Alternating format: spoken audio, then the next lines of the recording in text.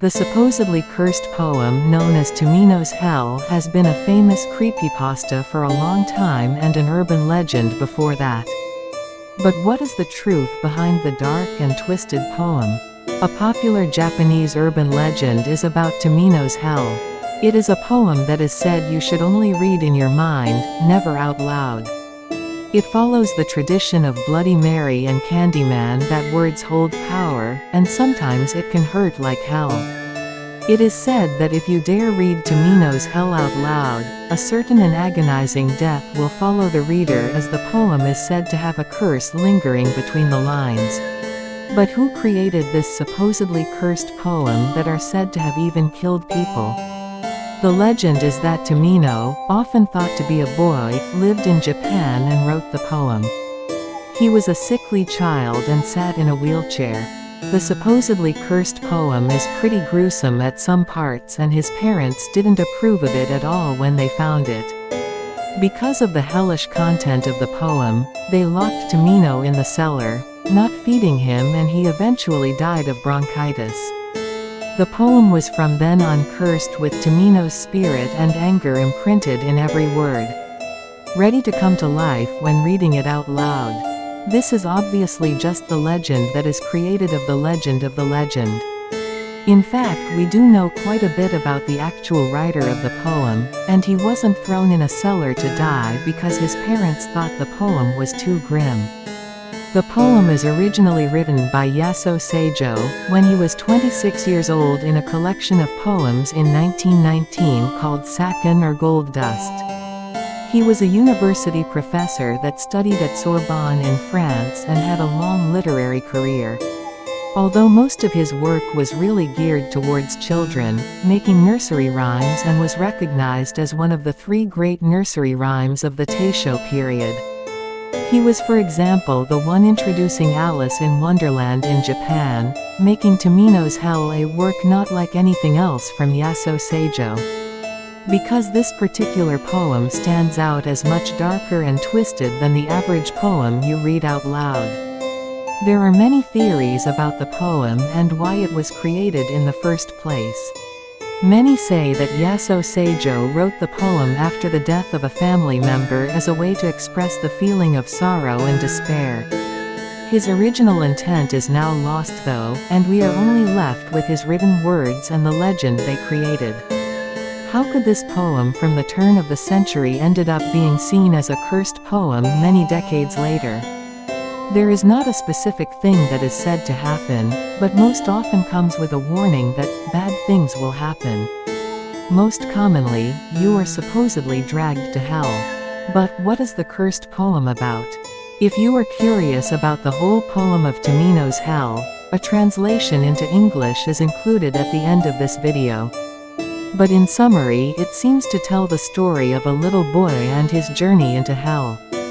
There are also many references to war and a descent into darkness and loneliness. The effects of the cursed poem are many, but alas, not well documented, but it is often accidents, loss of their voice, illness, and in the worst scenarios, death. A young girl supposedly died a few moments after reading the poem out loud, but who she was, is never discussed. This also goes for the rumors of the university students dying after reading it also. The question is, did anything happen to those reading the poem? What we do know is that a man made a movie called To Die in the Countryside, named Den-en ni Shisu, in 1974. It was much based on the poem of Tomino's Hell. The movie itself is an eerie and confusing experience of adolescence, much like the poem. The writer and director Terayama Shuji died in 1983, and people have since speculated that it was because of the cursed poem. Although we know that Terayama died early at 47, 9 years after the movie came out, he died of a liver complication of a liver disease that he had been battling since he was a teenager. And he didn't even quote the poem in his movie, but was only influenced. Is that enough to invoke the curse? When we got to the 80s, there was a trend of filming when friends read the poem out loud. This also became a trend in the early 2000s across forums of users writing that they were going to read the poem out loud, but then never came back to post how it went. The poem was read out loud many times throughout the writer's lifetime without it doing anything to the writer, who lived a long life. So according to the legend lore, the writer himself can read Tomino's hell out loud without the backlash of the curse? It wasn't until by Yomata Inahiko, in his book of poem The Heart is Like a Rolling Stone, called out the poem in 2004. Yomata claimed that the reader would suffer a terrible fate, but rumors about the dead director and the students were already whispered about under the surface. And at the dawn of the internet, the poem got resurrected and was sent frequently in forums with the curse attached to it. Perhaps the feeling of sickness from reading Tomino's hell is something we can attribute more to the poem itself and the eerily feeling it leaves you with. And it perhaps isn't the power of a curse people feel the sickness off, but the power of word. The English translation of the poem has been mostly done by people just trying to get the point across. However, when translated and spread on a global scale, it often shows up in a vacuum without any history of both the real writer and the history from the previous decades before the internet. But a writer and translator, David Bowles, did a good translation of the disturbing poem that weren't just a simple Google Translate. Here you are, read it at your own risk. Elder sister vomits blood, younger sister's breathing fire, while sweet little Tomino just spits up the jewels. All alone does Tomino go falling into that hell. A hell of utter darkness. Without even flowers, is Tomino's big sister, the one who whips him. The purpose of the scourging hangs dark in his mind, lashing and thrashing him, but never quite shattering. One sure path to Avicii, the eternal hell, into that blackest of hells. Guide him now, I pray. To the golden sheep, to the nightingale. How much did he put in that leather pouch to prepare for his trek to the eternal hell? Spring is coming.